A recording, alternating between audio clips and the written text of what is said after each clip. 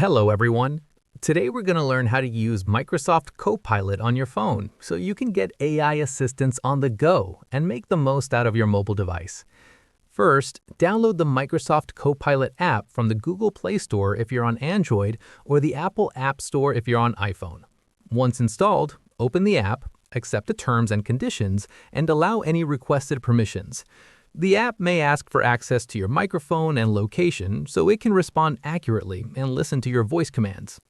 Next, on the main screen, make sure to toggle on Use GPT-4 so you're accessing the latest version of OpenAI's ChatGPT integrated into Copilot. You can now start interacting with Copilot either by typing your question or task using the keyboard icon in the bottom right corner or by speaking directly using the microphone icon. If a conversation or topic is finished, or if Copilot starts getting off topic, press the New Topic icon in the bottom left corner. This resets the conversation so previous messages don't influence new questions or tasks.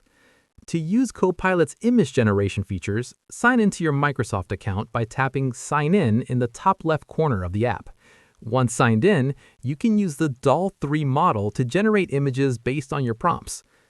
With Microsoft Copilot on your Android or iPhone for AI-powered assistance anytime, anywhere, you can do a lot.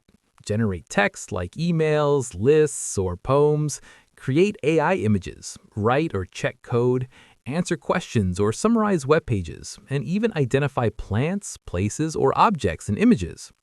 Keep in mind that some identification features are not always 100% accurate, so double-check if needed.